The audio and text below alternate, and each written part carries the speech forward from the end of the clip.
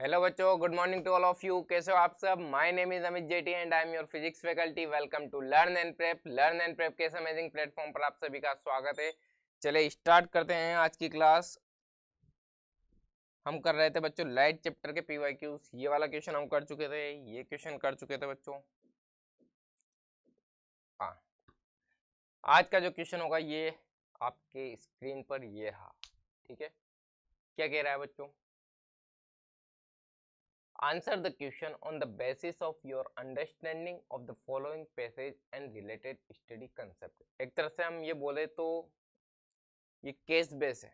कैसा है बच्चों? केस बेस जो आते हैं हमारे क्वेश्चन इस चैप्टर में से मोस्ट प्रोबेबली चांस है कि एक क्वेश्चन आपका केस बेस का जरूर आएगा, जरूर आएगा और जरूर आएगा। ठीक है, चलिए। A student to concave mirror, कौन सा मिरर लिया है बच्चों? उस बच्चे ने कॉनकेव मिरर। कुछ कुछ लाइंस हम अंडरलाइन करते हुए चलेंगे बच्चों, ताकि हमें समझने में आसानी हो। ठीक है, concave mirror of different focal length, क्या अलग अलग है? फोकल लेंथ अलग है बच्चों उसकी। And perform the experiment to see the image formation by placing an object different distances. Object को अलग अलग जगह पर रख रख के वो अपनी इमेजेस फॉर्म कर रहा है अलग अलग फोकल लेंथ के साथ, फोकल लेंथ के कॉनकेव मिरर के साथ। With these mirrors as shown in the following, ये आपको दे रखी है बच्चों टेबल। ठीक है, केस नंबर फर्स्ट में उसने क्या करा कि फोकल लेंथ ली सर 20 सेंटीमीटर की एंड ऑब्जेक्ट उसने प्लेस किया कहां पर बच्चों? 45 सेंटीमीटर पर। सेकेंड केस में क्या करा? फोकल लेंथ कितनी है कॉनकेव मिरर की? 15 सेंटीमीटर और ऑब्जेक्ट प्लेस करा है बच्चों 30 सेंटीमीटर पर। कहां पर बच्चों? 30 सेंटीमीटर पर। केस नंबर थर्ड में उसने फोकल लेंथ ली है बच्चों कॉनकेव मिरर की 30 सेंटीमीटर एंड उसने ऑब्जेक्ट जो है उसका प्लेस किया है बच्चों 20 सेंटीमीटर पर।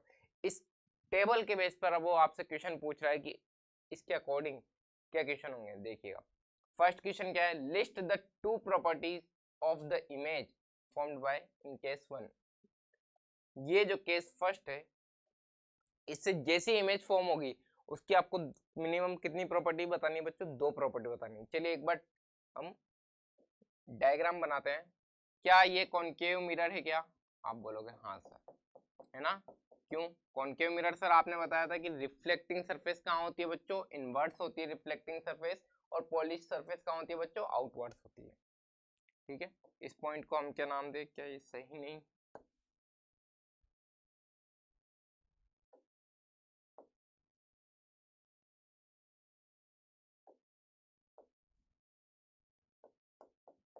ये देखिए, रिफ्लेक्टिंग सरफेस कहाँ है बच्चों? इनवर्ट से। ठीक है, और पॉलिश सरफेस कहाँ है बच्चों? आउटवर्ड से। ये वाली सरफेस को हम बोलते हैं पॉलिश सरफेस, इस सरफेस को हम बोलते हैं रिफ्लेक्टिंग सरफेस। इस पॉइंट को हम बोलते हैं बच्चों पोल। यहाँ पर होता है सेंटर ऑफ कर्वेचर और आधी डिस्टेंस पर, हाफ डिस्टेंस पर होता है हमारा फोकस। क्लियर? केस क्या है बच्चों? फोकल लेंथ कितनी बच्चों? 20 सेंटीमीटर और ऑब्जेक्ट है 45 सेंटीमीटर पर। ये जो डिस्टेंस दे रखी है ये आपको दे रखी है 20 सेंटीमीटर। अच्छा एक बात बताओ, अगर ये 20 सेंटीमीटर है तो ये रेडियस ऑफ कर्वेचर कितनी होगी? हम जानते हैं सर रेडियस ऑफ कर्वेचर क्या होती है बच्चों? 2 टाइम्स होती है फोकल लेंथ की। It means radius of curvature कितनी हो जाएगी? 40 सेंटीमीटर। हाँ या ना? तो ये वाली लेंथ कितनी हो जाएगी बच्चों? 40 सेंटीमीटर। ये बात समझ में आई या नहीं आई? और हमें गिवन है क्या सर? सर गिवन है कि हमारा जो ऑब्जेक्ट है वो कहाँ पर प्लेस है? 45 सेंटीमीटर। अगर ये 5 सेंटीमीटर मान लेता हूँ तो ये वाली डिस्टेंस कितनी हो गई बच्चों? 45 सेंटीमीटर। आई होप यहाँ तक आपको क्लियर हुआ होगा बच्चों। अगर मैं इसको ए और इसको बी पॉइंट बोल देता हूँ, यहाँ तक हमें क्लियर है। क्या मैंने 45 सेंटीमीटर पर अपना ऑब्जेक्ट प्लेस कर दिया? ये डिस्टेंस मैंने फाइंड की सर कितनी? 40 सेंटीमीटर। कैसे फाइंड की सर? मैं जानता हूँ रेडियस ऑफ कर्वेचर क्या होती है? 2 टाइम्स होती है फोकल लेंथ की। It means radius of curvature 2 times होगी फोकल लेंथ की। It means 40 centimetre. 2 into 20 is equal to 40 centimetre.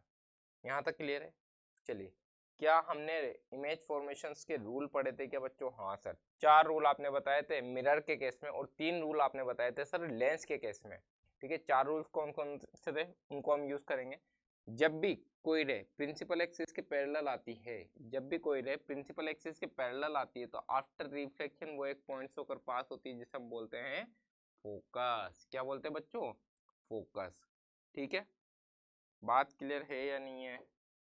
अगर कोई रे प्रिंसिपल एक्सिस के पैरेलल आती है तो आफ्टर रिफ्लेक्शन वो एक पॉइंट से होकर पास होती है जिसे हम बोलते हैं फोकस। ये वाला पॉइंट क्या हो गया बच्चों? फोकस। ठीक है, यहाँ तक किसी बच्चे को डाउट है क्या? नहीं सर। अगर कोई रे फोकस से होकर पास होती है तो आफ्टर रिफ्लेक्शन वो प्रिंसिपल एक्सिस के पैरेलल हो जाती है। क्लियर है? तो आप देखेंगे जहां पर दोनों रिफ्लेक्टेड रे इंटरसेक्ट करती है वहां पर हमें हमारी इमेज मिल जाती है। ठीक है, जहां पर दोनों रिफ्लेक्टेड रे एक दूसरे से इंटरसेक्ट करती है वहां पर हमें हमारी इमेज मिलती है। यहाँ पर जहां पर ये इंटरसेक्ट करेगी वहां पर हमें हमारी इमेज मिलेगी और ये वाला पॉइंट होगा ए डैश, ये वाला पॉइंट होगा बी डैश। तो आप ये देख पा रहे हैं सर, अगर मुझे इसकी दो प्रॉपर्टी लिखनी हुई तो मैं क्या लिखूंगा सर? फर्स्ट ऑफ ऑल तो ये कैसी इमेज है आप ये बता सकते हो? सर हम ये भी कह सकते हैं कि रिफ्लेक्टिंग सरफेस की तरफ है, इट मींस ये रियल इमेज है और हमें दिख भी रहा है सर रियल है और इन्वर्टेड है। तो फर्स्ट प्रॉपर्टी क्या है बच्चों कि इमेज कैसी बन रही है? Real and inverted. कैसी बन रही है बच्चों? रियल एंड इन्वर्टेड बन रही है। क्लियर? अच्छा, सेकंड प्रॉपर्टी अगर मैं लिखना चाहूँ तो ऑब्जेक्ट हमारा इतना बड़ा है जबकि इमेज हमारी छोटी बन रही है। इट मीन्स ये कैसी इमेज बन रही है बच्चों? डिमिनिश इमेज बन रही है। कैसी इमेज बन रही है बच्चों? डिमिनिश इमेज बन रही है। साइज क्या है? छोटा है, डिमिनिश्ड। इमेज कैसे बनेगी? डिमिनिश्ड। एंड थर्ड केस में थर्ड प्रॉपर्टी अगर मैं लिखनी चाहूँ तो मैं इसके पोजीशन लिखूंगा बच्चों। कहाँ पर बन रही है पोजीशन? कोई बताएगा आप में से? सर बिल्कुल, ये कहाँ पर बन रही है हमारी इमेज? अगर मैं देखना चाहूँ तो सेंटर ऑफ कर्वेचर और फोकस के बीच में। तो मैं लिख सकता हूँ इसकी पोजीशन लिखनी चाहूँ तो पोजीशन कहाँ पर लिखेंगे बच्चों हम? इसकी पोजीशन कहाँ पर है इसकी? Between centre of curvature and focus. ठीक है,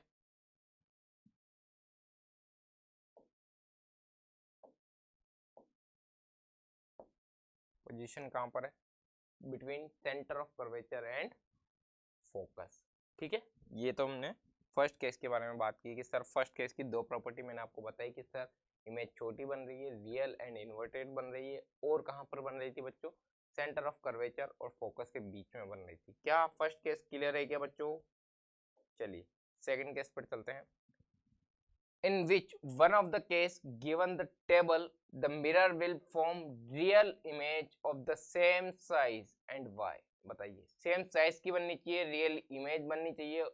बताइए ऐसा कौन सा केस है इस टेबल में जो ये आपको बता रहा है कि सर इमेज एकदम सेम साइज की बनेगी? क्या हमने कॉनकेव के 6 केसेस पढ़े हैं बच्चों? हाँ या ना?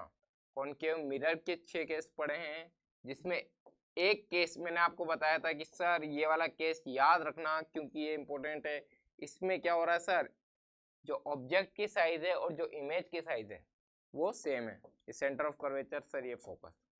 मैंने आपको 6 केस बताए थे बच्चों, 6 केस, जिसमें एक केस मैंने आपको ऐसा बताया था जिसमें जो ऑब्जेक्ट की साइज थी वो सेम आ रही थी। किसके बराबर आ रही थी बच्चों? इमेज के बराबर। ठीक है, दोनों की साइज कैसी आ रही थी? सेम आ रही थी। और इमेज कैसी बन रही थी बच्चों? रियल बन रही थी, इन्वर्टेड बन रही थी। कहाँ पर बन रही थी, क्या हमें याद है? हाँ सर याद है। वो इमेज कहाँ पर थी सर? सेंटर ऑफ कर्वेचर पर बनी थी। कहाँ पर? जब मैंने अपना ऑब्जेक्ट सेंटर ऑफ कर्वेचर पर रखा था। कॉनकेव मिरर की केस की बात कर रहा हूँ बच्चों। जब मैंने अपना ऑब्जेक्ट सेंटर ऑफ कर्वेचर पर रखा था तो मेरी इमेज भी सेंटर ऑफ कर्वेचर पर बन रही थी और उल्टी बन रही थी, सेम साइज की बन रही थी। हाँ या ना? चलिए फिर भी एक बार देखते हैं। आइए, अगर मैं अपने ऑब्जेक्ट इस तरह यहाँ प्लेस करता हूँ ए एंड बी, पहला रूल वही प्रिंसिपल एक्सिस के पैरेलल पास कराएंगे। आफ्टर रिफ्लेक्शन एक पॉइंट से होकर पास होगा जिसको हम बोलेंगे फोकस। सेकंड, अगर मैंने फोकस से होकर पास करवाया तो ये इस तरह प्रिंसिपल एक्सिस के पैरेलल निकल जाएगी। क्या ये कहाँ पर बनेंगे बच्चों? सेंटर ऑफ कर्वेचर पर। ये देख सकते हो आप ए डैश और ये पॉइंट बी डैश। क्या ये इमेज जो बनी है वो बराबर साइज की दिख रही है क्या बच्चों? आप बोलोगे हाँ सर। जब हम रे डायग्राम अच्छी तरह बनाएंगे ना स्केल्स का यूज कर कर, तो और परफेक्ट बनेगा बच्चों ये डायग्राम। अच्छा, ये वाली डिस्टेंस कितनी है ये बताइए। ये अगर f है तो ये 2f बोल सकता हूँ क्या मैं? हाँ या ना? क्योंकि मैं एक रिलेशन जानता हूँ सर, रेडियस ऑफ कर्वेचर क्या 2 टाइम्स होता है फोकल लेंथ का। हाँ सर, क्लियर। या फोकल लेंथ क्या बोल सकते हैं हम, रेडियस ऑफ कर्वेचर की हाफ होती है। दोनों में से एक केस हमने पढ़ा हुआ है बच्चों, ठीक है। तो ऐसा कोई केस जिसमें सेंटर ऑफ कर्वेचर पर ऑब्जेक्ट रखा हुआ हो सर, 20 सेंटीमीटर 45, इसका अगर मुझे सेंटर ऑफ कर्वेचर पर रखना होता तो ये कितना होता, 40 तब होता। तो ये वाला केस तो नहीं है, ठीक है। अच्छा सर, 15 सेंटीमीटर और ये 30 सेंटीमीटर। हाँ सर, अगर 15 सेंटीमीटर है तो इसका सेंटर ऑफ कर्वेचर कितनी दूरी पर होगा बच्चों, 30 सेंटीमीटर पर। और आपने ऑब्जेक्ट भी कहाँ पर प्लेस किया है बच्चों, ऑब्जेक्ट भी कहाँ पर प्लेस किया है बच्चों, 30 सेंटीमीटर पर। तो ये केस होगा।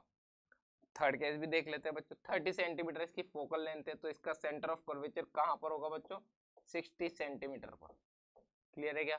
बट आपने ऑब्जेक्ट कहाँ प्लेस कर दिया, 20 सेंटीमीटर पर, तो ये भी नहीं होगा। तो second case is the correct answer for your question. Clear है? इस क्वेश्चन का सही आंसर क्या है बच्चों, सेकंड जो केस नंबर है, जिसकी फोकल लेंथ 15 सेंटीमीटर है और आपने ऑब्जेक्ट कहाँ प्लेस किया है बच्चों, 30 सेंटीमीटर। इट मीन्स आपने सेंटर ऑफ कर्वेचर पर अपना ऑब्जेक्ट प्लेस किया है, जो कि इमेज बनाएगा कहाँ पर, सेंटर ऑफ कर्वेचर पर ही बनाएगा, सेम साइज की बनाएगा, रियल एंड इन्वर्टेड इमेज बनेगी। आप यहाँ पर देख सकते हो इन इमेज कैसी बन रही है बच्चों, इमेज बन रही है सर इन्वर्टेड। कैसी बन रही है बच्चों, इन्वर्टेड। और हम ये जानते हैं कि सर इन्वर्टेड इमेज कैसी होती है बच्चों, रियल होती है, ठीक है। सेकंड कहाँ पर बन रही है, 8 सेंटर ऑफ कर्वेचर पर बन रही है। Clear, same size sorry, same size की बन रही है। क्लियर है क्या बच्चों, ठीक है। अच्छा, एक पॉइंट ये भी बताया था मैंने आपको कि वर्चुअल इमेज हमेशा कैसी होती है बच्चों, इरेक्ट होती है, ठीक है। चलिए केस नंबर थर्ड की बात करते हैं। क्या बोलता है, name the type of mirror used by dentist, given reason why do they use such types of mirror. ऐसा कौन सा केस है इसमें जहां पर वो, हाँ, है तो कॉनकेव मिरर है ना, हम यूज पढ़ते हैं कॉनकेव मिरर के कि सर डेंटिस्ट यूज करते हैं concave mirror, convex mirror use नहीं करते हैं। क्यों नहीं करते हैं, क्योंकि कॉनकेव मिरर क्या करता है, एनलार्ज करके बनाता है, ठीक है। इमेज को एनलार्ज करके बताता है कि सर ये केविटी है, इतनी इनलार्ज कर दी कि वो एकदम क्लियर दिखती है बच्चों, ठीक है। तो ऐसा कौन सा केस है जहां पर डेंटिस्ट को हेल्प होगी, ये बताइए। क्या फर्स्ट केस अभी हमने पढ़ा कि सर इसमें तो इमेज छोटी हो रही थी, हाँ है ना, इमेज छोटी करके बता रहा था। सेकंड केस में पढ़ा सर हमने, इमेज कैसी थी बच्चों, सेंस साइज की थी। क्या ये जरूरी है क्या इसके लिए, डेंटिस्ट के लिए? नहीं सर, डेंटिस्ट को तो छोटी चीजों को बड़ा करके देखना है, ठीक है। एक बार ये वाला केस भी देख लेते हैं हम, थर्ड नंबर का, जिसकी फोकल लेंथ हमें कितनी गिवन है बच्चों, 30 सेंटीमीटर, एंड ऑब्जेक्ट का प्लेस है हमारा 20 सेंटीमीटर। ये हमारा कॉनकेव मिरर, ये हमारा पोल, ये हमारा सेंटर ऑफ कर्वेचर, ये हमारा फोकस। फोकल लेंथ दे रखी है सर 30 सेंटीमीटर, ठीक है। ऑब्जेक्ट प्लेस है हमारा 20 सेंटीमीटर पर। ये हमारा object place A B. Clear? क्या सर ये वो वाला केस नहीं है, सिक्स्थ वाला? फर्स्ट केस पढ़ा था सर हमने जब हमारा ऑब्जेक्ट इंफिनिटी पर हो। सेकंड केस पढ़ा जब हमने अपना object beyond the centre of curvature रखा। थर्ड केस पढ़ा जब हमने अपना ऑब्जेक्ट सेंटर ऑफ कर्वेचर पर रखा। फोर्थ केस पढ़ा जब सेंटर ऑफ कर्वेचर और फोकस के बीच में रखा। फिफ्थ केस पढ़ा जब फोकस पर रखा। सिक्स्थ केस पढ़ा जब फोकस और पोल के बीच में रखा। तो क्या सर ये सिक्स्थ केस नहीं है क्या? आप बोलोगे हाँ सर ये सिक्स्थ केस है। वही रूल्स क्या है बच्चों, प्रिंसिपल एक्सिस के पैरेलल अगर कोई रे पास करवाएंगे तो आफ्टर रिफ्लेक्शन वो फोकस से होकर पास हो जाएगी, हाँ या ना? ये देखिए, ठीक है। अगर कोई रे पोल पर थीटा एंगल पर आती है तो थीटा एंगल पर ही क्या हो जाती है बच्चों, रिफ्लेक्ट हो जाती है, ठीक है। अब हम देख रहे हैं कि इस तरफ तो ये रे नहीं मिल रही, दूर जाती जा रही, बट अगर हम इसको मिरर के पीछे मिलाए तो कहीं मिलेगी क्या बच्चों? देखिए यहाँ पर जाकर मिली, तो यहाँ पर हम मेरी क्या इमेज फॉर्म होगी, ये वाला पॉइंट होगा ए डैश, ये वाला पॉइंट होगा बी डैश। जहां भी दो रिफ्लेक्टेड रे एक दूसरे को इंटरसेक्ट करेगी वहां पर मेरी इमेज मुझे मिल जाएगी। क्लियर है बच्चों बात?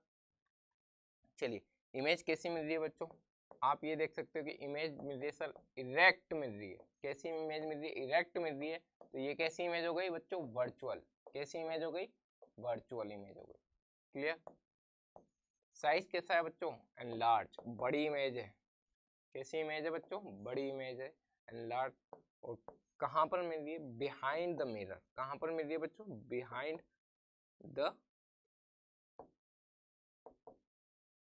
मिरर। कहां पर मिल रही है? मिरर के पीछे। और आप ये देख सकते हो कि ऑब्जेक्ट इतना सा है जिसकी इमेज इतनी बड़ी मिल रही है। हाँ या ना? ठीक है, तो ये वाला मिरर कौन यूज करेगा बच्चों? डेंटिस्ट यूज करेगा, छोटी छोटी जगह केविटी को देखने के लिए, छोटी केविटी को बड़ा करके देखने के लिए। किसका यूज करते हैं बच्चों? कॉनकेव का। और कॉनकेव में भी कौन सा वाला केस है? ये वाला केस है सर। इसका सही आंसर कौन सा है? Third number. ठीक है, डेंटिस्ट कौन सा यूज कर रहे हैं बच्चों? थर्ड केस जो होता है ना। थर्ड केस मीन्स फोकस, जहां उन्होंने अपना ऑब्जेक्ट कहां पर रखा है? फोकस और पोल के बीच में रखे गए। इसके कारण उनको जो इमेज मिलेगी वो कैसे मिलेगी? इनलार्ज इमेज मिलेगी। ठीक है बच्चों, चलिए where is the image formed when an object at large distance from concave mirror. ठीक है, आपको केस बताना है कि सर अगर आपका ऑब्जेक्ट बहुत दूर है, ठीक है, अगर आपका ऑब्जेक्ट बहुत दूर है तो कॉनकेव मिरर के केस में आपकी इमेज कहां पर बनेगी वो बताना है। ये वही वाली बात है बच्चों जो हमने रूल्स में पढ़ी थी। क्या ये कॉनकेव मिरर? हाँ सर। ये इसका प्रिंसिपल एक्सिस? हाँ सर। ये इसका पोल, ये इसका सेंटर ऑफ कर्वेचर, ये इसका फोकस। यहाँ तक कोई दिक्कत नहीं होनी चाहिए किसी बच्चे को। सर सपोज हम ये कह सकते हैं कि सर कोई सन से रेज आ रही है ना, सन को हम इनफाइनाइटली दूर मान सकते हैं, अनंत पर मान सकते हैं। हाँ सर मान लेते हैं। जब डिस्टेंस बहुत ज़्यादा होती है, ठीक है, तो हम उसको कैसे मान लेते हैं बच्चों? इनफाइनाइट मान लेते हैं, अनंत मान लेते हैं। अगर सन से कोई रेज आ रही तो प्रिंसिपल एक्सिस की कैसे आएगी बच्चों? पैरेलल आएगी। कैसे आएगी बच्चों? प्रिंसिपल एक्सिस के पैरेलल आएगी। प्रिंसिपल एक्सिस के पैरेलल आएगी। ठीक है, आफ्टर रिफ्लेक्शन अगर कोई रे प्रिंसिपल एक्सिस के पैरेलल आती है, फर्स्ट वाला जो रूल है वो बता रहा हूँ। अगर कोई रे प्रिंसिपल एक्सिस के पैरेलल आती है तो आफ्टर रिफ्लेक्शन वो एक पॉइंट से होकर पास होती है जिसको हम क्या बोलते हैं बच्चों? फोकस बोलते हैं। ठीक है, तो ये कहाँ से पास होगी बच्चों? फोकस से पास होगी। कहाँ से पास होगी बच्चों? फोकस से पास होगी। ठीक है, तो मेरी जो इमेज मिलेगी वो कहाँ मिलेगी बच्चों? फोकस पर। ठीक है, where the image is formed, कहां पर? फोकस पर, at focus when an object is large distance. ठीक है, कहीं दूर से आती है तो प्रिंसिपल एक्सिस के पैरेलल आ रही है। आफ्टर रिफ्लेक्शन वो एक पॉइंट से ऊपर पास होगी जिसको हमने नाम दिया है बच्चों फोकस। जिसको हमने क्या नाम दिया बच्चों? फोकस। क्लियर है क्या यहाँ तक बात? चलिए, the image formed by concave mirror, अभी भी क्या कॉनकेव मिरर की बात कर रहा है, is observed to be real, inverted and larger than the object. बताइए, रियल इमेज मिलनी चाहिए, इन्वर्टेड मिलनी चाहिए and larger than the object. ऐसा कौन सा केस है सर? बताइए, ऐसा कौन सा केस है जहां पर इमेज रियल मिल रही है, ठीक है, इन्वर्टेड मिल रही है और लार्जर देन द ऑब्जेक्ट मिल रही है? बताइए। चलिए आइए देखते हैं, क्या ये कॉनकेव मिरर है सर? हाँ सर। ये इसका प्रिंसिपल एक्सिस है। हाँ सर। सेंटर ऑफ कर्वेचर हो गया सर, फोकस हो गया, ये इसका पोल हो गया। देखिए वन बाय वन हम केस देखेंगे।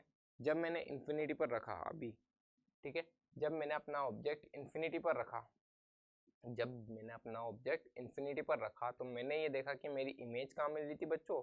मुझे फोकस पर मिल रही थी, है ना, फोकस पर। इससे पहले वाला जो केस था वो यही था बच्चों कि जब मैंने अपना ऑब्जेक्ट इंफिनिटी पर रखा तो मेरी इमेज कहाँ मिल रही थी? फोकस पर मिल रही थी। सेकंड केस क्या था बच्चों? जब मैंने अपना object beyond the centre of curvature रखा, जब मैंने अपना object beyond the centre of curvature रखा तो मेरी इमेज कहाँ मिलेगी? फोकस और सेंटर ऑफ कर्वेचर के बीच में। हाँ या ना? जब मैंने अपना object beyond the centre of curvature रखा तो मेरी इमेज क्या मिलेगी, सेंटर ऑफ कर्वेचर फोकस के बीच में, और ये छोटी होगी, डिमिनिश होगी। या अभी हमने केस पढ़ा बच्चों कौन सा वाला,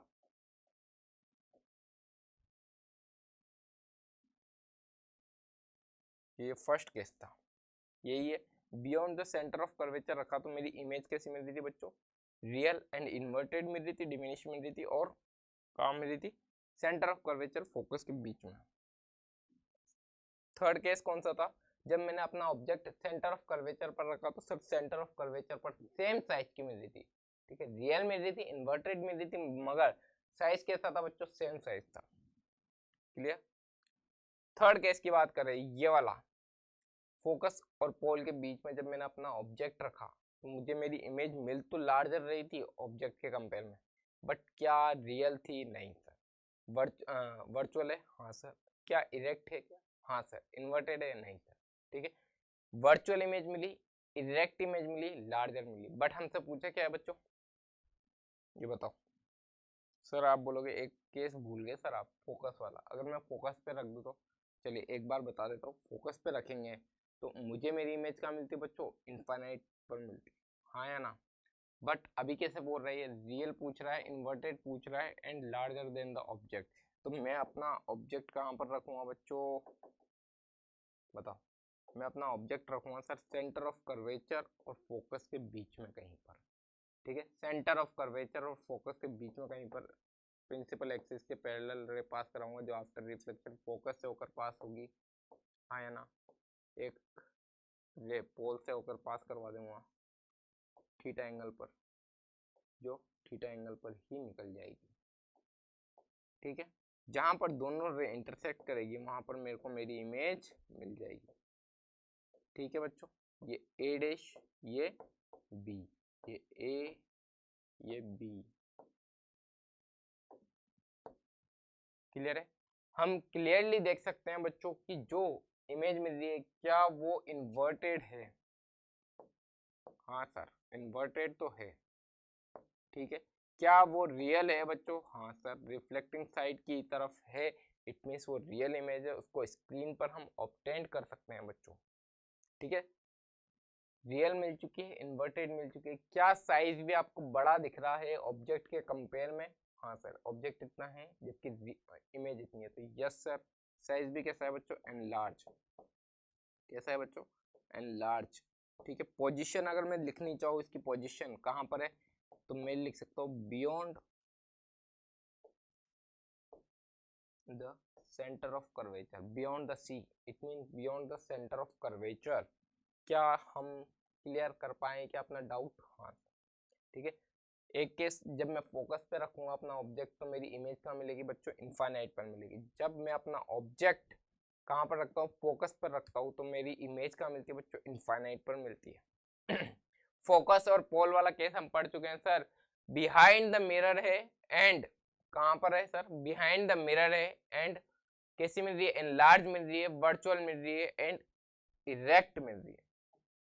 चलिए, draw the ray diagram in each of the following cases shown what happens after reflection to the incident ray when आपको रे डायग्राम बनाना है बच्चों, ठीक है।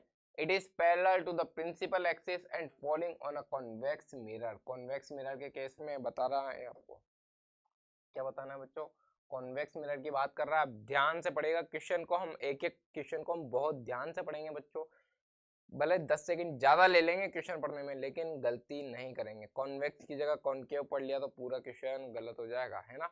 तो इसलिए एक एक क्वेश्चन को ध्यान से पढ़ेंगे बच्चों। It is parallel to principal axis and falling on convex mirror, clear. Convex mirror बनाते हैं सर, ये देखिए,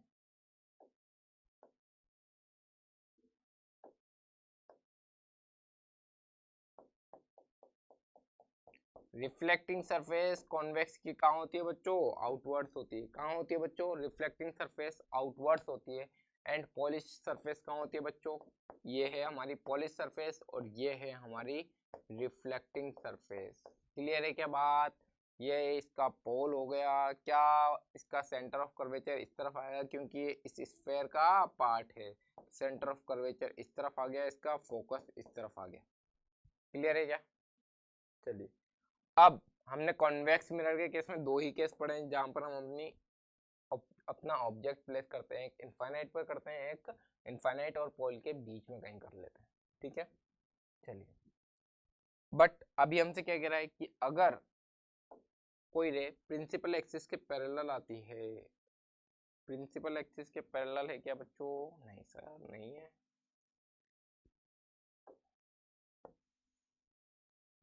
ठीक है, अगर कोई रे प्रिंसिपल एक्सिस के पैरेलल आती है तो आफ्टर रिफ्लेक्शन कहाँ से जाएगी वो, ये बताओ। ये तो यहाँ से निकल जाएगी इसी तरफ, क्योंकि रिफ्लेक्ट हो जाएगी ना बच्चों, ठीक है। ये भी यहाँ से निकल जाएगी इसी तरफ, रिफ्लेक्ट हो जाएगी। यहाँ पर कौन सा लॉ फॉलो हुआ है वैसे मैं बता दूँ आपको, कौन सा लॉज फॉलो हो रहे हैं यहाँ पर? लॉज ऑफ रिफ्लेक्शन वाले। Angle I is always equal to the angle R, it means angle of incidence is always equal to the angle of reflection, ठीक है। तो यहाँ पर ये दो रे इस तरफ तो कहीं एक दूसरे को इंटरसेक्ट नहीं करेगी, दोनों रिफ्लेक्टेड रे एक दूसरे को इंटरसेक्ट नहीं करेगी, बट अगर मैं इनको पीछे मिला दूं बच्चों तो कुछ खेल हो सकता है क्या? ऐसा लगेगा ये फोकस से आती हुई दिख रही है हमें, ठीक है।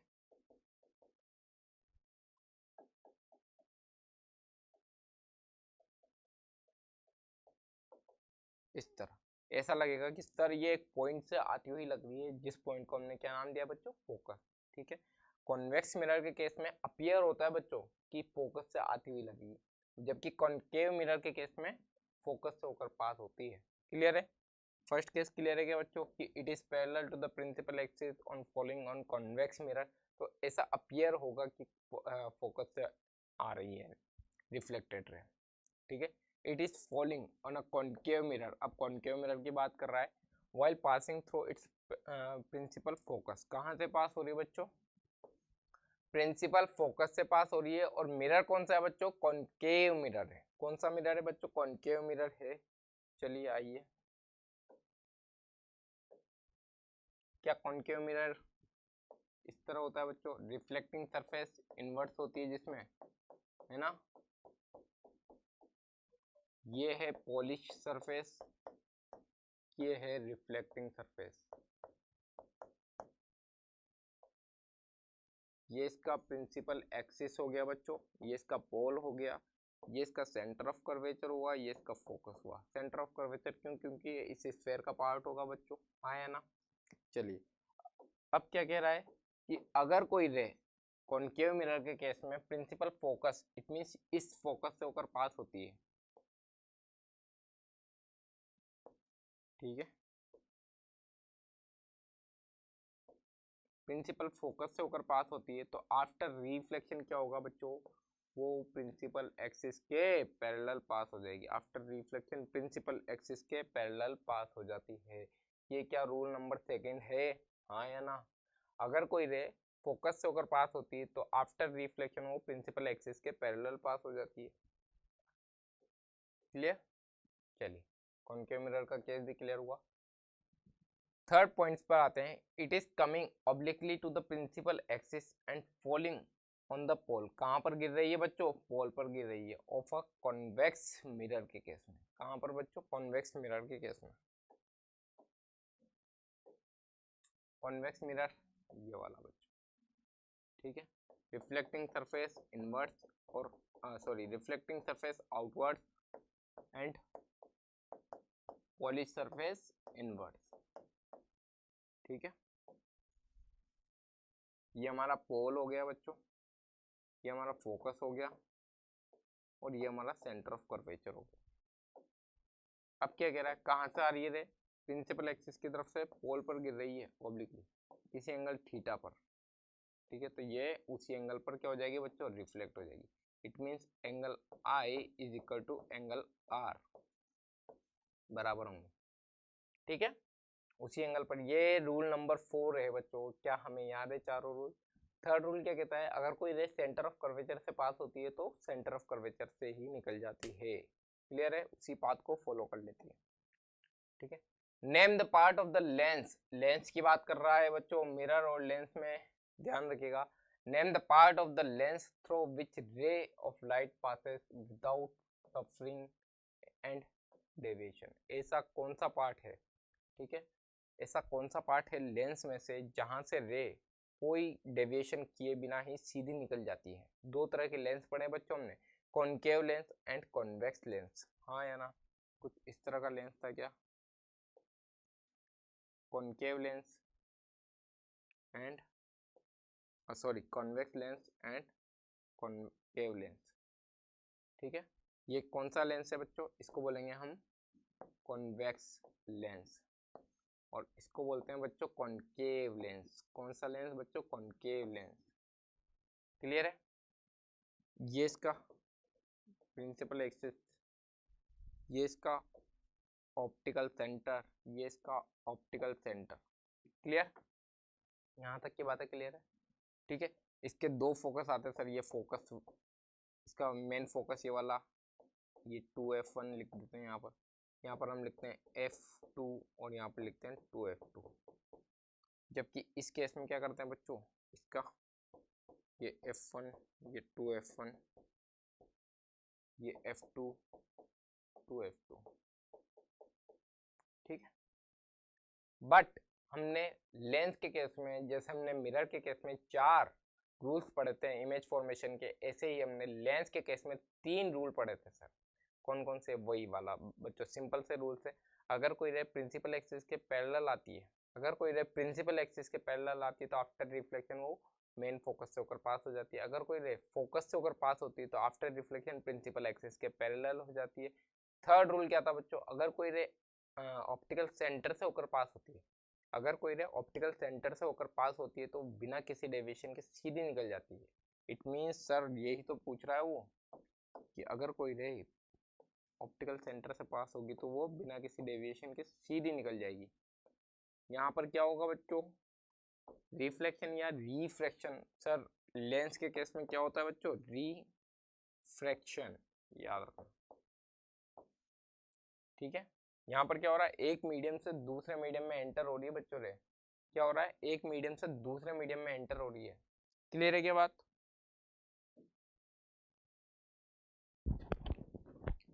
बात क्लियर है या नहीं है? चलिए इस क्वेश्चन को एक बार रीड कीजिए आप।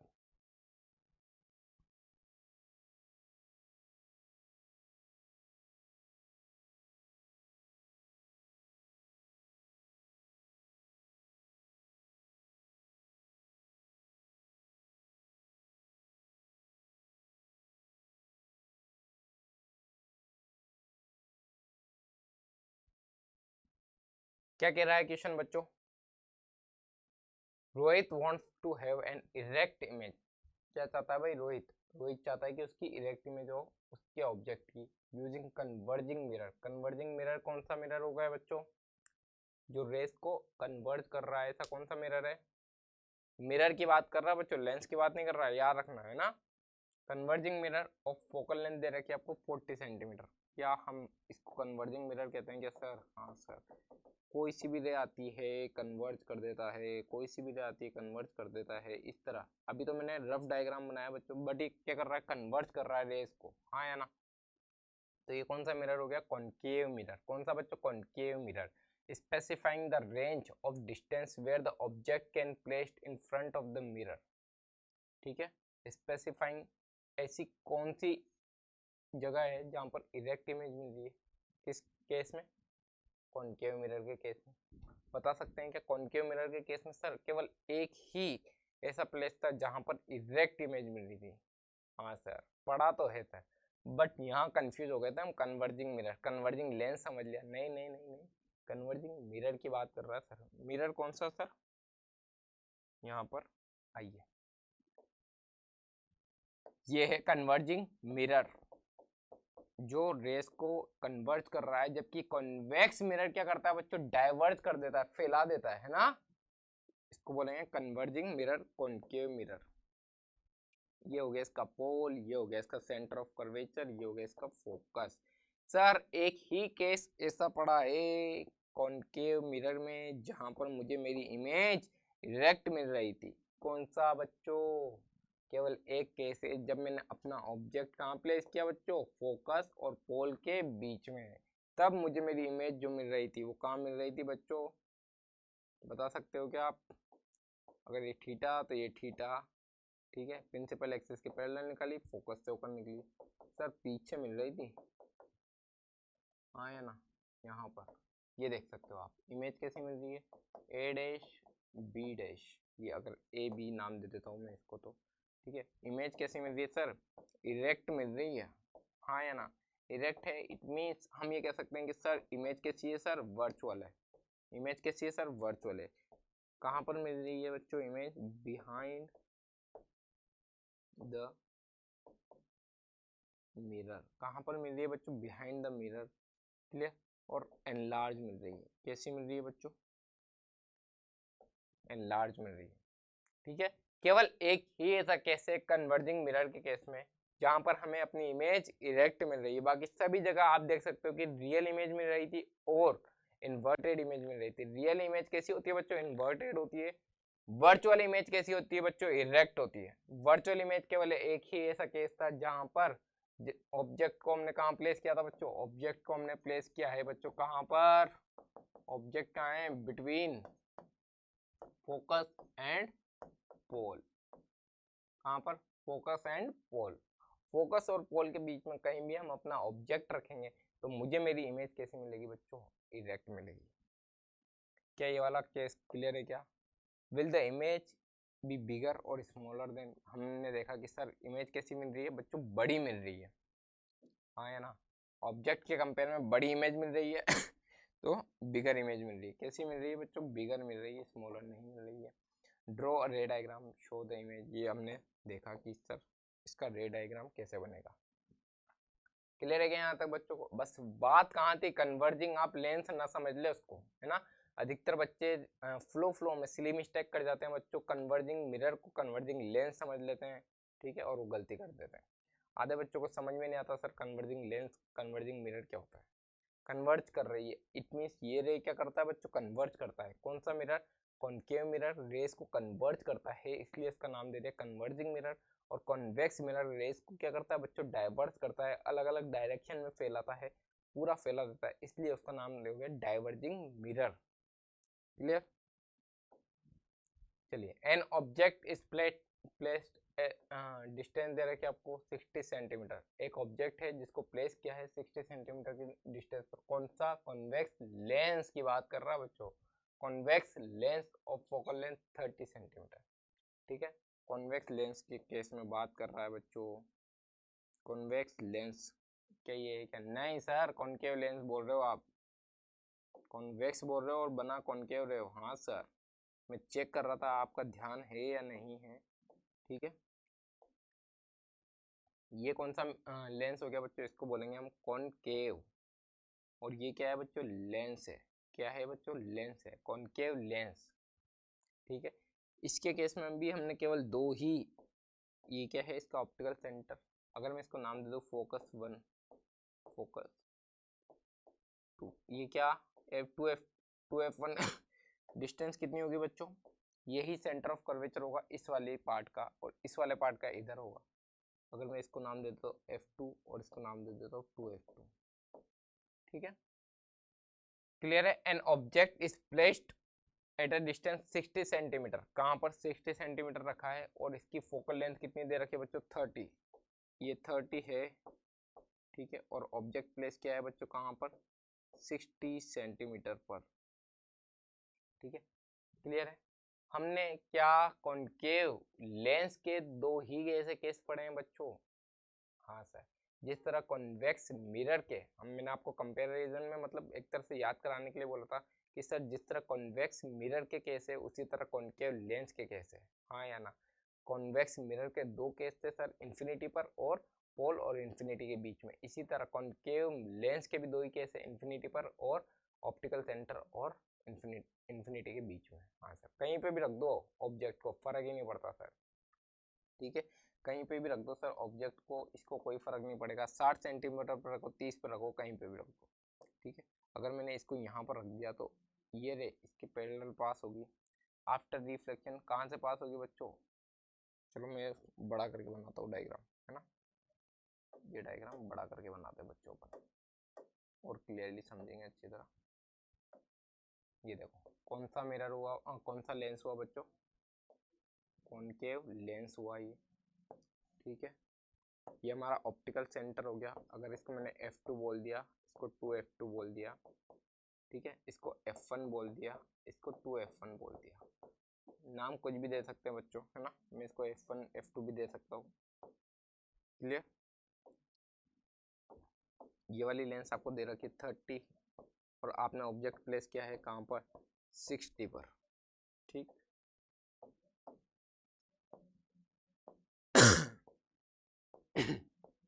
ए बी, जब इससे प्रिंसिपल एक्सिस के पैरेलल रे आएगी तो ये क्या कर देगा बच्चों, इसको डाइवर्ट कर देगा आफ्टर रिफ्रैक्शन। यहाँ पर क्या होगा, रिफ्रैक्शन होगा, ठीक है। रिफ्रैक्शन के बाद ये इसको क्या कर देगा बच्चों, डाइवर्ट कर देगा। ऐसा लगेगा सर ये रे कहाँ से पास हो रही है, फोकस से पास हो रही है। अगर मैं एक रे ऑप्टिकल सेंटर से होकर पास करवा दूँ, अगर मैं एक रे ऑप्टिकल सेंटर से पास करवा दूँ, ठीक है, तो आफ्टर रिफ्रैक्शन ये सीधी निकल जाएगी। ये थर्ड केस था हमारा, थर्ड रूल था लेंस के केस में, कि अगर कोई रे ऑप्टिकल सेंटर से होकर पास होती है तो आफ्टर रिफ्रैक्शन वो सीधी निकल जाती है। अगर कोई रे प्रिंसिपल एक्सिस से पैरेलल पास होती है लेंस के केस में तो आफ्टर रिफ्रैक्शन, ठीक है, कॉनकेव लेंस के केस में तो वो डाइवर्ज हो जाती है, ठीक है। ऐसा लगेगा सर कि फोकस से होकर पास हो रही है। तो जहाँ पर दोनों रिफ्रैक्टेड रे, जहाँ पर दोनों रिफ्रैक्टेड रे एक दूसरे को इंटरसेक्ट करेगी वहाँ पर मुझे मेरी इमेज मिलेगी sir A dash B dash. Clear है क्या, A डैश B डैश, ये मेरे को मेरी इमेज मिली। कहाँ पर मिली सर, फोकस ऑप्टिकल सेंटर के बीच में मिली सर, ठीक है। क्या पूछ रहा था, आइए, ठीक है। एक तो आपको लेंस फॉर्मूला पता होना चाहिए। लेंस फॉर्मूला क्या होता है सर, ये मेरे को मेरी इमेज मिल गई। अब आप ये बताइए लेंस फॉर्मूला क्या होता है सर। लेंस फॉर्मूला होता है sir 1/f is equal to 1/v minus 1/u। क्या होता है बच्चों, 1/f is equal to 1/v minus 1/u। f कितना लेंगे बच्चों, यहाँ पर f लेंगे सर हम, कितना कितना गिवन है, इस तरफ डिस्टेंस है, इट मीन्स 30 सेंटीमीटर बट -30, ठीक है। u कितना लेंगे बच्चों, इस तरफ की डिस्टेंस है, इट मीन्स -60। यहाँ पर जब हम प्लेस करेंगे -30 1/v माइनस ऑफ -1/60, इसको प्लेस करके देखते हैं। चलिए आइए, 1/v is equal to 1/30 minus 1/60, क्या यही आएगा बच्चों, बताओ। हाँ सर यही आएगा। इसको जब हम सोल्व करेंगे तो 180, ठीक, 60 ले लेंगे एलसीएम, 60 एलसीएम लिया, 2 माइनस 3 -3/60, इट मीन्स 1/v कितना आ रहा है बच्चों, -1/20। अगर मैं v फाइंड करूँ तो कितना आएगा बच्चों, v is equal to -20 centimetre. कितना बच्चों, रे डायग्राम से भी दिख रहा है कि ये जो डिस्टेंस है, ये वाली डिस्टेंस, ये कितनी होगी बच्चों, 20 सेंटीमीटर। कितनी बच्चों, 20 सेंटीमीटर। और ऑप्टिकल सेंटर से इस तरफ आई है इसलिए इस पर माइनस लगा है ना। ऑप्टिकल सेंटर से इस तरफ है इसलिए क्या है बच्चों, माइनस साइन का यूज किया है। और इमेज का बनेगी बच्चों 20 सेंटीमीटर पर। क्लियर है क्या आप, कोई बात देख सकते हो आप। लेंस फॉर्मूले से भी हमने क्या निकाल दी, इमेज डिस्टेंस निकाल दी कि सर इतनी डिस्टेंस पर बनेगी। कितनी डिस्टेंस पर बनेगी सर, 20 सेंटीमीटर पर बनेगी और ऑप्टिकल सेंटर से इस तरफ बनेगी। क्लियर है। चलिए, 4 characteristics of the image. Nature क्या है इस इमेज का, ठीक है। नेचर लिखना है आपको, पोजीशन लिखनी है आपको, साइज लिखनी है, इरेक्ट है या इन्वर्टेड है ये लिखना है। Formed by the lens in this case. Nature क्या है बच्चों, अगर मैं इसका नेचर लिखना चाहूँ तो सबसे पहले तो मैं लिखूंगा सर कैसी बन रही है, इरेक्ट बन रही है। इरेक्ट इमेज कैसी होती है, अभी आपको बताया था मैंने, वर्चुअल, ठीक है। इरेक्ट इमेज कैसी होती है बच्चों, वर्चुअल होती है। साइज में कैसी है बच्चों, डिमिनिश है। कैसी है बच्चों, डिमिनिश है। क्लियर। कहाँ पर है, between focus and optical centre. Clear, कोई डाउट। इरेक्ट इमेज बन रही है बच्चों। इरेक्ट इमेज कैसी होती है, वर्चुअल इमेज होती है, ठीक है। डिमिनिश इमेज है कि ऑब्जेक्ट के कंपेयर में छोटी है, डिमिनिश है, ठीक है। फोकस और ऑप्टिकल सेंटर के बीच में बन रही है। चलिए रे डायग्राम हमने बनाया बच्चों, इसका पहले ही रे डायग्राम बना दिया हमने, ठीक। ये लेंस फॉर्मूले से इमेज की डिस्टेंस हमने फाइंड की कि सर इमेज की अगर डिस्टेंस पूछे तो कहाँ पर बनेगी, वो आपको यहाँ पर बताया मैंने कि sir v is equal to -20, minus sign क्या शो कर रहा है कि ऑप्टिकल सेंटर से इस तरफ इमेज बनेगी और 20 मीन्स 20 सेंटीमीटर की डिस्टेंस पर बनेगी। क्लियर है बच्चों? चलिए एन ऑब्जेक्ट 5 सेंटीमीटर हाइट, एक ऑब्जेक्ट है जिसकी 5 सेंटीमीटर हाइट दे रखी है, is placed at a distance 20 centimetre from the optical centre. Optical centre से 20 सेंटीमीटर की डिस्टेंस पर कौन सा लेंस है बच्चों? कॉनकेव लेंस है, ठीक है, जिसकी फोकल लेंथ आपको दे रखी है 18 सेंटीमीटर। देखिए अंडरलाइन कीजिए जो जो मैंने बात पढ़ी और मैं क्या समझा, मैंने उसको की पॉइंट्स को अंडरलाइन किया, ठीक है। मैंने देखा कि सर 5 सेंटीमीटर हाइट दे रखी है, डिस्टेंस दे रखी है आपको 20 centimetre from the optical centre से, कॉनकेव लेंस है और जिसकी फोकल लेंथ कितनी है बच्चों? 18 सेंटीमीटर है। क्या फाइंड करना है? इमेज की डिस्टेंस फाइंड करनी है and magnification of the image find करना, मैग्निफिकेशन फाइंड करना है इस केस में, ठीक है। फर्स्ट तो v फाइंड करना है हमें, इतना हमें समझ में आया। सेकंड मैग्निफिकेशन फाइंड करना है, क्लियर है। Compare the value of magnification obtained by a concave lens and a convex lens when both lenses are virtual image। चलिए आइए कॉनकेव लेंस की बात कर रहा है बच्चों। कॉनकेव लेंस ये देखिए कॉनकेव लेंस, ठीक, इस तरह बनेगा कॉनकेव लेंस। ये हमारा ऑप्टिकल सेंटर हो गया, ठीक है। फोकल लेंथ उसने दे रखी है कितनी बच्चों? 18 सेंटीमीटर, ठीक है।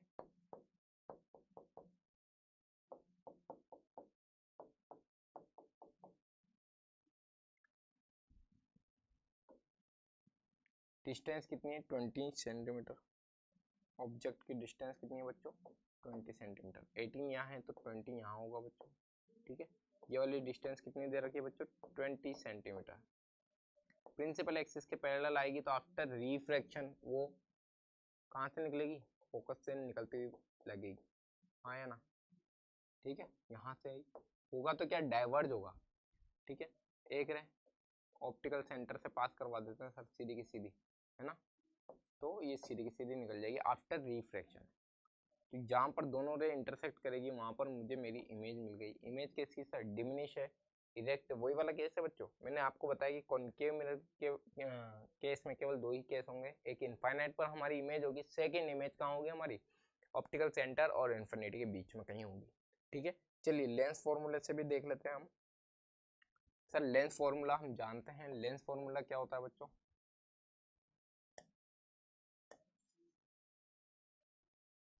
Lens formula 1/f is equal to 1/b minus 1/u। क्या हमें u गिवन है क्या बच्चों? हाँ, u किस तरफ है? इस तरफ है, it means -20 centimetre. Focal length given है क्या? हाँ सर 18 सेंटीमीटर, ये भी इस तरफ है इसलिए -18 सेंटीमीटर इस तरफ है। ऑप्टिकल सेंटर से इस तरफ है ना बच्चों, इसलिए मैंने माइनस साइन लिया। हम ऑप्टिकल सेंटर को कैसे डिनोट कर रहे हैं? एक तरह से हम इसको एज अ ओरिजिन मान रहे हैं। ओरिजिन से इस तरफ चलेंगे तो माइनस साइन, ओरिजिन से इस तरफ चलेंगे तो पॉजिटिव साइन, प्रिंसिपल एक्सिस से ऊपर की तरफ चलेंगे तो पॉजिटिव साइन, प्रिंसिपल एक्सिस से नीचे चलेंगे तो नेगेटिव साइन, याद है। और हम मिरर के केस में पोल को एज अ ओरिजिन लेते हैं, पोल से इस तरफ आते हैं तो नेगेटिव, पोल से उस तरफ जाते हैं तो पॉजिटिव, प्रिंसिपल एक्सिस से ऊपर जाते हैं तो पॉजिटिव, प्रिंसिपल एक्सिस के नीचे जाते हैं तो नेगेटिव। आप यहाँ देख सकते हो कि 5 सेंटीमीटर हाइट है, हाइट मीन्स प्रिंसिपल एक्सिस से ऊपर है, हाइट को क्या लिख सकता हूँ मैं अगर मैं हाइट लिखूँ, हाइट पॉजिटिव लिखूँ या नेगेटिव? सर पॉजिटिव, ऊपर की तरफ है ना, लेकिन हाइट का कोई केस नहीं है यहाँ पर। अभी हम v की वैल्यू फाइंड करेंगे यहाँ पर 1/-18 is equal to 1/v minus 1/20, ठीक है। 1/v फाइंड करते हैं तो ये कितना आ रहा है? 1/18 माइनस ऑफ 1/20। क्लियर है? क्लियर है कि नहीं है बच्चों? चलिए अगर इसको मैं 18 इंटू 20 एलसीएम ले लूँ, यहाँ पर कितना आ जाएगा बच्चों? -20 माइनस 18। क्लियर है? 1/v is equal to -38/18 into 20। ये कितनी बार कैंसिल आउट होगा बच्चों? -19/180, ठीक है। तो v की वैल्यू कितनी आ जाएगी? -180/19। अगर मैं इसको लमसम 20 लिख दूं, है ना, मानने के लिए बोल रहा हूँ बच्चों, है ना, इसको सोल्व कर सकते हैं हम, बट अगर मैं मानने के लिए 1/v को क्या लिख सकते हैं? -1/80 को अगर मैं 20 लिख दूं तो कितना आ रहा है बच्चों? 9। कितना आ रहा है? v की वैल्यू कितनी आएगी बच्चों? v है, v की वैल्यू कितनी आएगी बच्चों? -9 सेंटीमीटर, ठीक है। 9 क्या बताएगा कि 9 ऑप्टिकल सेंटर से 9 सेंटीमीटर, माइनस क्या बता रहा है? इसी तरफ। तो ये वाली डिस्टेंस कितनी आएगी? अप्रोक्सीमेट कितनी बच्चों? 9 सेंटीमीटर से ज़्यादा आएगी, है ना। क्यों? क्योंकि यहाँ पर हमने अप्रोक्सीमेट माना था, तो ये 9 सेंटीमीटर बता रहा है, तो ये हम 9.5 बोल देते हैं, ठीक है। ये कितनी डिस्टेंस बता दी बच्चों? 9.5। क्लियर है? आगे डिस्टेंस ऑप्टिकल सेंटर से इस तरफ है, इसलिए साइन कैसा आया बच्चों? नेगेटिव साइन आया, ठीक। चलिए, और कुछ पूछ रहा था क्या बच्चे? मैग्निफिकेशन कितना होगा? मैग्निफिकेशन हम जानते हैं sir, magnification is the ratio of height of image to the height of object, या लेंस के केस में हम क्या जानते हैं? Image distance to the object distance. Clear रखना बच्चों बात ये वाली मैग्निफिकेशन की। मैग्निफिकेशन दोनों का बता देता हूँ, लेंस के केस में बता देता हूँ आपको, और एक मिरर के केस में बता देते हैं बच्चों। आया है क्वेश्चन तो सोल्व करके जाएंगे। यहाँ पर मैग्निफिकेशन क्या होता है sir? Height of image upon height of object, ये वाला भी लगा सकते हैं, -+v/u, और यहाँ पर m is equal to height of image upon height of object is equal to -v/u। ये फॉर्मूला हमने पढ़ेंगे। यहाँ पर देखते हैं कितना आ रहा है बच्चों? -180/-9 ले ले क्या बच्चों? क्या बोलते हो? अप्रोक्सीमेट ले लेते हैं, चलिए, है ना। -9 अपॉन v की वैल्यू माइनस आई ना यहाँ पर, -9, u की वैल्यू कितनी थी बच्चों? -20, तो यहाँ से माइनस कैंसिल आउट, 9/20। मैग्निफिकेशन क्या बताएगा बच्चों? मैग्निफिकेशन बताएगा कि जो आपका ऑब्जेक्ट था उससे इमेज कितनी बड़ी बनी या छोटी बनी। यहाँ पर मैग्निफिकेशन पॉइंट में आ रहा है, इट मीन्स ऑब्जेक्ट के कंपेयर में वो छोटी बनी बच्चों। क्लियर है क्या? क्लियर है कि नहीं है बच्चों बात? अगर मैं हाइट भी निकालना चाहूँ यहाँ से, हाइट ऑफ द ऑब्जेक्ट, तो भी निकाल सकते हैं बच्चों। हाइट ऑफ द इमेज आपको निकालनी है, हाइट ऑफ द ऑब्जेक्ट आपको +5 दे रखी है, 9/20, ये कितनी आएगी बताओ? 4। हाइट ऑफ इमेज कितनी आ रही है बच्चों? 2.2, है ना। इट मीन्स कितनी हाइट बन रही है? हाइट की इमेज बन रही है, ये जो बन रही है ये कितनी है बच्चों? 2.2। अगर ये 5 है तो ये कितनी बन रही है? 2.2। देखो, हमने हाइट भी निकाल दी बच्चों, इमेज की डिस्टेंस भी निकाल दी, सब निकाल सकते हैं अगर हमें कुछ वैल्यूज गिवन हो तो, ठीक है बच्चों। चलिए, draw a labelled diagram to show the path of the ray of light incident obliquely on one face of the glass slab। Glass slab की बात कर रहा है, ठीक है। चलिए, ग्लास स्लैब देखेंगे। ये क्या बताना चाह रहा है कि बेसिकली हमसे पूछ रहा है कि सर रिफ्रैक्शन बताओ। आप क्या बताओ? रिफ्रैक्शन बताओ बच्चों। क्या बताओ? रिफ्रैक्शन। ये हमने ले लिया ग्लास स्लैब जिसका रिफ्रैक्टिव इंडेक्स क्या है बच्चों? म्यू है। ऊपर क्या है हमारा? एयर मीडियम है जिसका रिफ्रैक्टिव इंडेक्स 1 है, ठीक है। चलिए, अगर कोई रे इस पर आ रही है तो इसके पास दो केस है, या तो ये रिफ्लेक्ट होकर निकल जाए या फिर इसमें से रिफ्रैक्ट हो जाए, ठीक है। कुछ ऑब्जर्व भी होगी, बट अभी हम एनर्जी लॉस नहीं मान रहे। तो यहाँ पर चलिए हम ये मानते हैं कि अभी पूरी रे क्या हो जाएगी बच्चों? रिफ्रैक्ट होगी, ठीक है। जब भी कोई रे एक मीडियम से दूसरे मीडियम में जाती है, जब भी कोई रे एक मीडियम से दूसरे मीडियम में जाती है तो वो कुछ बेंड हो जाती है टुवर्ड्स द नॉर्मल और अवे फ्रॉम द नॉर्मल, या तो टुवर्ड्स द नॉर्मल हो गई सॉरी, या तो टुवर्ड द नॉर्मल होगी या अवे फ्रॉम द नॉर्मल होगी। क्लियर है बच्चों? तो इस फिनोमेना को हम क्या नाम देते हैं बच्चों? रिफ्रैक्शन। किस पर डिपेंड करता है बच्चों? ये रिफ्रैक्टिव इंडेक्स पर डिपेंड करता है। जिस मीडियम का रिफ्रैक्टिव इंडेक्स जितना ज्यादा होगा उधर ही क्या होगी? नॉर्मल की तरफ फ्रेम मुड़ेगी, ठीक है, बेंड होगी, ठीक है। इस पॉइंट को हम नाम देते हैं point of incidence. Incident ray है, ये नॉर्मल है, ठीक है। जब रे रेयरर टू डेंसर जाती है बच्चों, कहाँ से? रेयरर मीडियम से डेंसर मीडियम में। कहाँ? रेयरर से डेंसर मीडियम में जब रे जा रही है, रेयरर से डेंसर में जा रही है, तो वो टुवर्ड्स द नॉर्मल झुक जाती है। कहाँ पर? टुवर्ड्स द नॉर्मल, इस तरह चल जाएगी बच्चों, ठीक है। क्लियर है क्या बच्चों? जाना कैसे था बच्चों? जाना तो ऐसे था, बट जा कैसे रही है? ऐसे जा रही है। ये हो गया एंगल ऑफ इंसिडेंस। ये हो गया बच्चों angle of refraction. Angle of refraction. अब फिर से देखिए, अब रे कहाँ जा रही है? Denser to rarer. जब रे डेंसर टू रेयरर जाती है, ठीक है, ये क्या हो गया इस पॉइंट पर? नॉर्मल। तो वो नॉर्मल से दूर हटती है, ठीक है। जब रे डेंसर टू रेयरर जाती है तो वो दूर हटती है, it means away from the normal, ठीक है। तो ये रे कैसे निकल जाएगी? ऐसे निकल जाएगी। क्लियर है क्या? इस एंगल को क्या बोलते हैं बच्चों? Angle of emergence. आई क्या है? Angle of incidence. Angle R क्या है बच्चों? एंगल ऑफ रिफ्रैक्शन, ठीक है। एंगल ई क्या है बच्चों? Angle of emergence. क्लियर है? Angle of incidence, angle of refraction, angle of emergence, ठीक है। ये दोनों पैरेलल होते हैं बच्चों, याद रखना, ठीक है।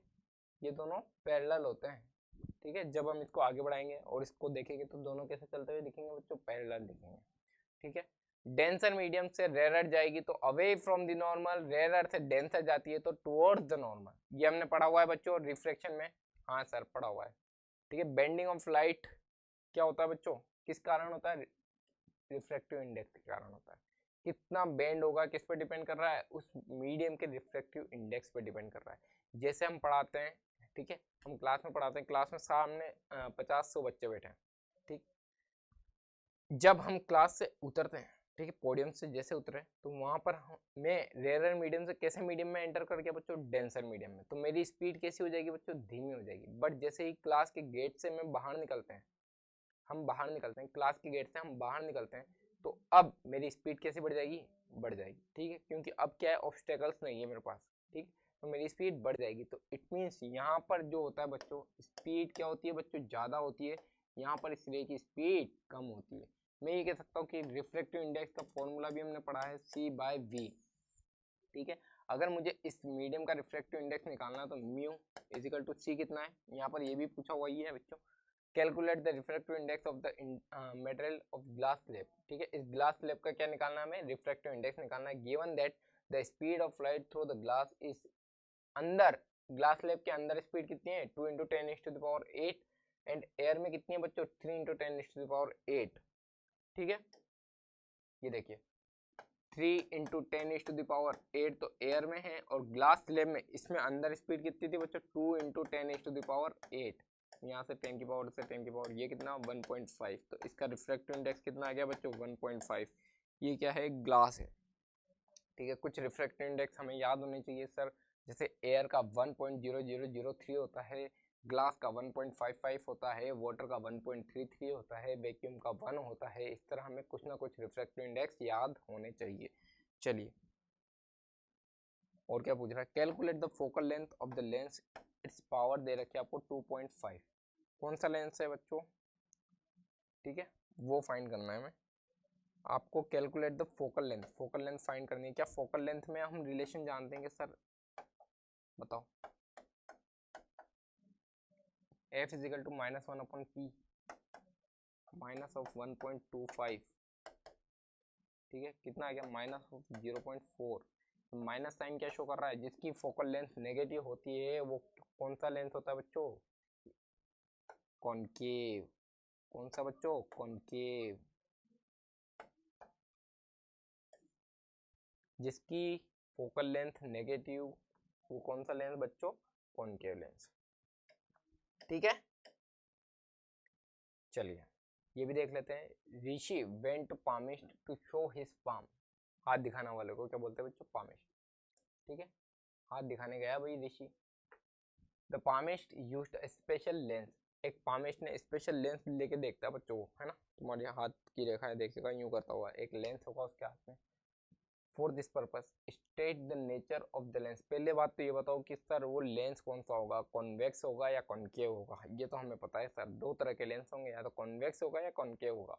अच्छा, हमने सर अभी पढ़ा कि सर कॉनकेव लेंस जो होता है इमेज को डिमिनिश कर देता है, तो क्या उसको डिमिनिश करना है क्या? नहीं सर, उसको तो फैला के बड़ा करके दिखानी है ना, ये हाथ की रेखाएं।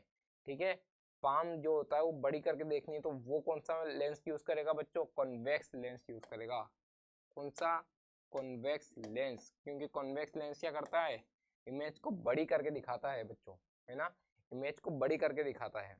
ठीक है, where should the palmist place hold the lens as show real and magnified image of an object. कहाँ पर रखे बच्चों?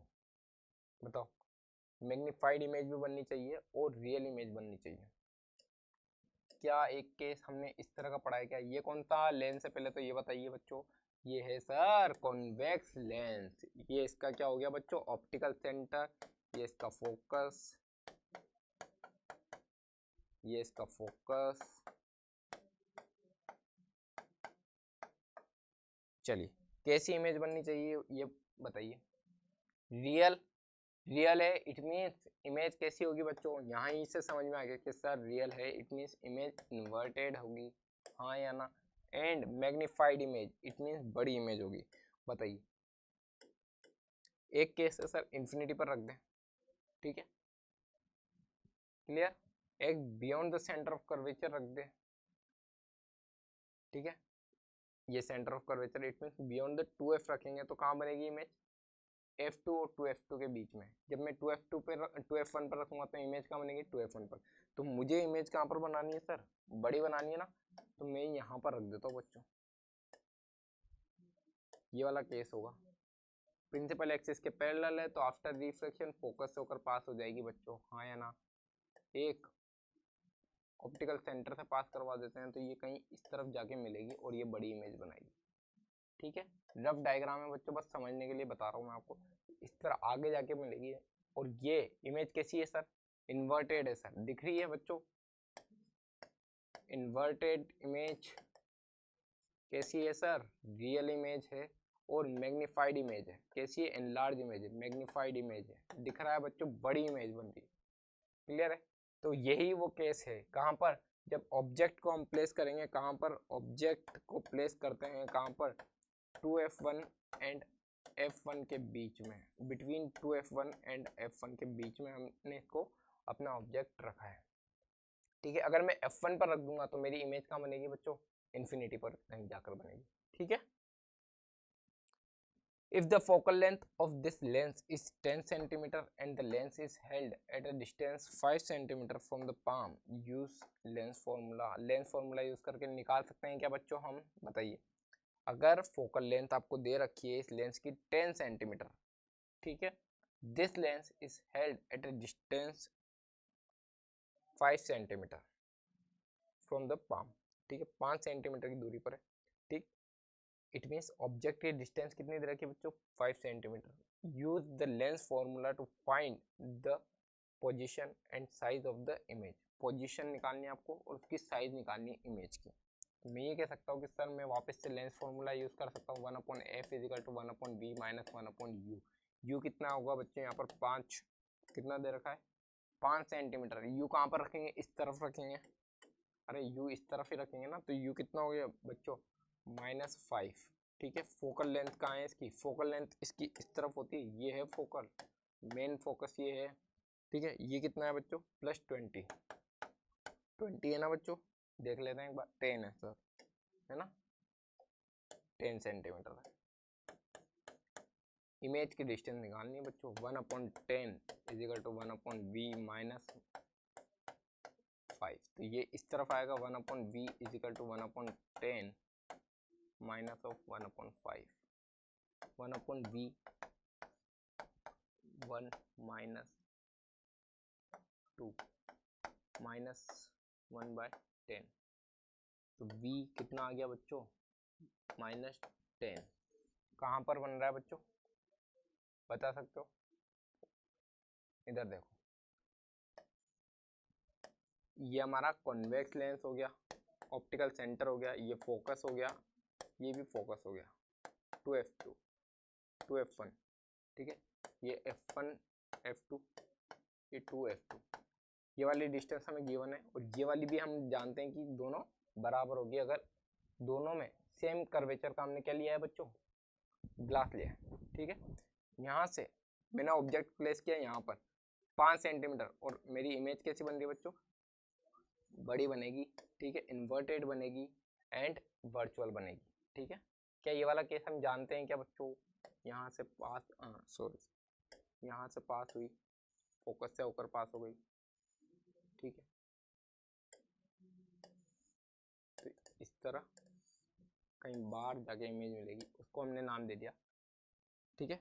कहाँ पर बन रही है बच्चों, -10 क्या बता रहा है, ऑप्टिकल से इस तरफ कितनी दूरी पर बच्चों, 10 सेंटीमीटर। क्लियर है, क्लियर है ये वाली बात, चलिए ठीक है बच्चों।